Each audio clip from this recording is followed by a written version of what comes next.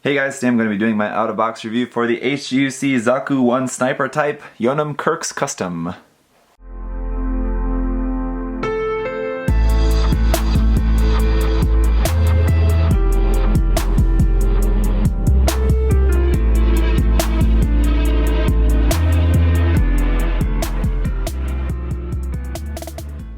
So as I've talked about in the unboxing, I laid out my plan of why I got this kit and why I am reviewing it right away here for you guys, so I won't get into that. Let's just get right into the review.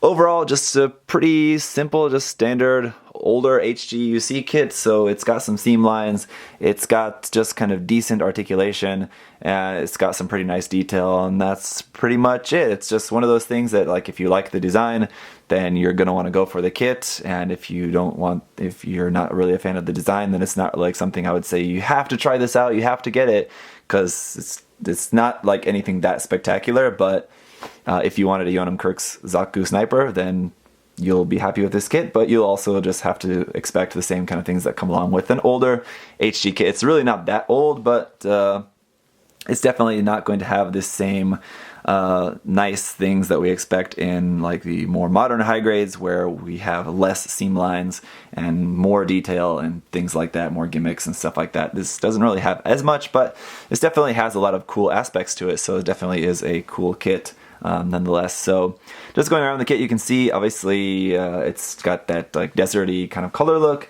The colors are going to be pretty much the same as the original Zaku Sniper kit, but they're just I think the colors are slightly changed for this version, but ultimately they're going to be pretty much the same. Now let's talk about this kit a little bit more up close. I'll point out some stuff here for you guys. One thing is we have this cable here. If you saw in the unboxing, that's a wire with a cloth cable running over that, so that is not really set in there, so that's probably going to fall off at some point while I'm just moving this around showing it to you guys. But just in case, I'll show that to you guys first before that falls out. It's not really set in there. I would recommend setting it in there with a little bit of glue once you're done with that. But how it works actually is that this part you'll take off, and then well, anyway, yeah, this part you take off, and then this part is the part that connects into the rifle.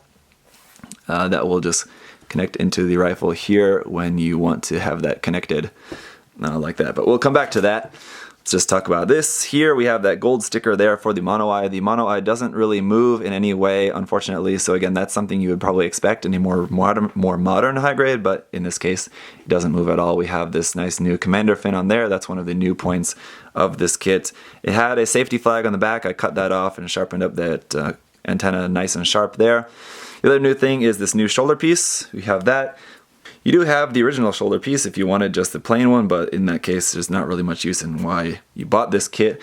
The other thing that we have with this kit is these little hooks. Now, I didn't put these on because, as I said in the unboxing, there's 1, 2, 3, 4 of these that will attach onto the top of the torso, like here, 2 on the front and then 2 towards the back. You have to actually glue these on. They don't actually plug in any way, so these as well, I'm saving those to put those on later once the kit is like actually done, because yeah, you have to glue them on. I guess I could glue them on. They wouldn't be too hard to just hand paint whenever I'm actually painting the kit, but just didn't want to glue those on quite yet, so that's where those are. Anyway, the head articulation, the head's going to be able to go up about that much before it's just running out of ball joint, and it's also starting to hit the backpack there, down about to there, and then of course just turn side to side, all of that.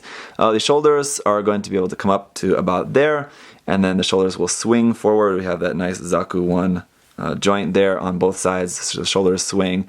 We have some twisting there in the top of the arm.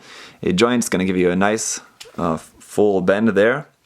Seam lines here on the shoulder piece, seam lines here on this arm piece on the back, and then on the front as well, so plenty of seams to go around.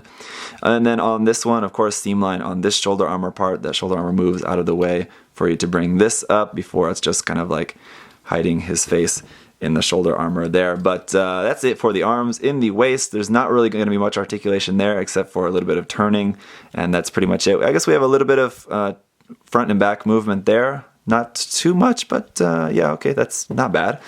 On the backpack, nothing else really moves. These thrusters there are set in, so you can't move those. These are another point that's new with this kit. We have these ammo containers there on the backpack.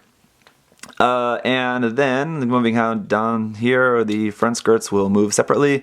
Side skirts will move a little bit there. The back skirt doesn't move at all, but we do have a latch under there. If we didn't have this huge backpack, you could flip out that part there to hold a bazooka on the back skirt, but won't be of any use for this particular kit. The legs are just attached on there via ball joints, so we don't have any movement swiveling there at the thigh. You can move them a bit, probably as much as you're going to need, but if you wanted to swivel those anymore, you can't. It's just limited by the ball joint there. Of course, seam there on the thigh, seam here on the lower leg, all the way down the front and back of that as well.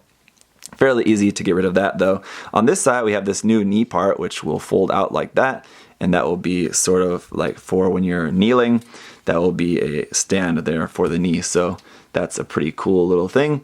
As far as the knee bend, as you can see, we get a pretty nice full bend out of that knee, so that's good. This knee part of the armor doesn't move at all. That's just fixed there. The ankles, when the foot is totally pressed in, it looks like that, but if you try standing the kit up like that, it's not going to stand. You like have to pull this out. The ankle pulls. You can like pull this out like that, and then you can sort of angle it, and that's how you're going to get like a flat angle for this to stand flat like that. So the ankle works really well. Under the feet, full detail under there, no hollow spaces, so that's good. And that's pretty much it for the articulation. So I pointed out that you do have the original shoulder armor. You do also have the original head. If you wanted to use that without the commander antenna, you can use that. You just switch out these parts. And then the backpack as well. If you didn't want to use those ammo containers, you can just use the regular backpack piece that doesn't include the plug-in spaces for that. So you have a few different options there if you wanted. But again, then it kind of defeats the purpose of getting this version of the kit.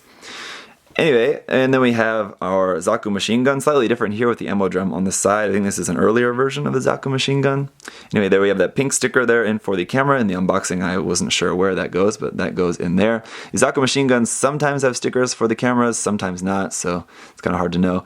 The side handle does flip out, again like usual, otherwise just operates as just a pretty standard Zaku machine gun here. This doesn't plug into anywhere on the kit. If you wanted to store this somewhere, you can't, so it's just kind of use it or don't. For this particular kit, I imagine probably most people are not going to use this because you're going to be using this. You have our big, huge sniper rifle here. So this has two stickers there, green ones there for the two little cameras. This also has a clear piece that goes in for the main camera. I didn't put that in yet. That was just right here, just because I'll just put that in last and probably paint that clear green or something, or put some Aurora film on it or something. I haven't quite decided yet, but otherwise nothing really moves on this. It's just pretty much as you see it here. So just a pretty nice design. Compared with the Zaku, it's just about the same height as the Zaku itself.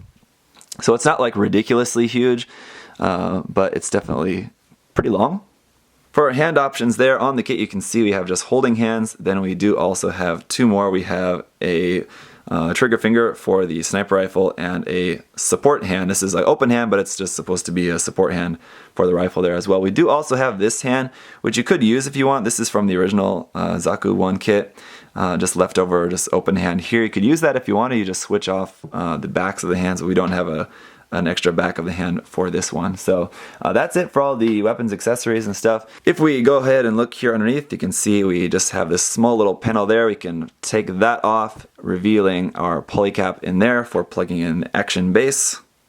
Alright, so one thing I'll say is that if you're trying to pose this kit without gluing in that hose connecting the backpack to the rifle, it is troublesome because that wire is pretty thick, and it's like just when you're trying to pose the kit, it's just coming out all the time. So I would definitely recommend, if you're not going to paint it, or if you're going to paint it anyway, whenever you're ready to pose the kit, definitely have to glue in that wire, that hosing part, into the rifle and into the backpack, just so that you can move it around easily. And yeah, not having trouble with that is really difficult to make that to stay where it's supposed to be while you're trying to pose the kit. So I had some trouble getting to this, but anyway, as you can see, the articulation of this kit is going to be, I think, just fine for probably most poses that you're going to be doing with this. Most people are probably just going to be posing this in just a sort of kneeling position, sniping position. But, you know, obviously, just if you wanted to do other things. The articulation of this kit is not that bad. It's actually quite good. So, like I said, just because the kit is a little bit older, don't think that the articulation is really something you need to worry about for this particular kit. Alright, so as I said, probably most people are not going to be using this Zaku machine gun, but again, it is cool that you do have it in case you, for whatever reason, did want to use this. Yeah, same with the Zaku machine gun, like when you're using the main rifle, there's not anywhere to store the main rifle on the mobile suit while you're using one. So basically what I mean is when you're using one weapon, you have nothing to do with the other one. You can't mount it anywhere else on the kit. You can't just really do anything with it, which is kind of unfortunate. It would have been cool if there was some way to that, like while you're using the Zaku machine gun here, you can sort of sling the main sniper rifle there onto the backpack in some way. You can attach the hose, as I had it like in the beginning of the review. You can attach the hose up onto there and just have that there, but then the rifle is just kind of like nothing you can do with that, unfortunately. And then again, with the size of that backpack, you can't exactly just like connect the sniper rifle into that latch on the back skirt like you could with a bazooka with a regular Zaku kit. So that's unfortunate, but anyway, that's just a minor complaint about the kit. Alright, so that's pretty much going to do it for my review of this kit. Here it is in the position that probably most people will be interested in posing the kit. That gimmick there in the knee with that part that folds down there to help as a stand works really well. And just that small little bend there in the waist does help quite a bit in helping him to sort of lean forward in this pose. Not really the best. I think it would have been better if like the knees were designed in a way that they could separate a little bit more to get a little bit better bend in that front leg. Just so, I don't know, you can have that. It's also a little bit limited by that skirt armor as well, so I think just due to the design of the Zaku, kneeling is not something that it does really well. But I think this kit pulls it off well enough. It looks pretty good. It's definitely more than passable, so I'll give it that. So that's pretty much it for this review, guys. If you had any other questions or comments, leave those down below. I don't think there's really anything else that I really need to say about this, as I mentioned before. Just a lot of seam line removal to do, and then otherwise you've got yourself a pretty nice solid Zaku sniper kit that I have very specific plans for mine. So you guys will see more of this probably later.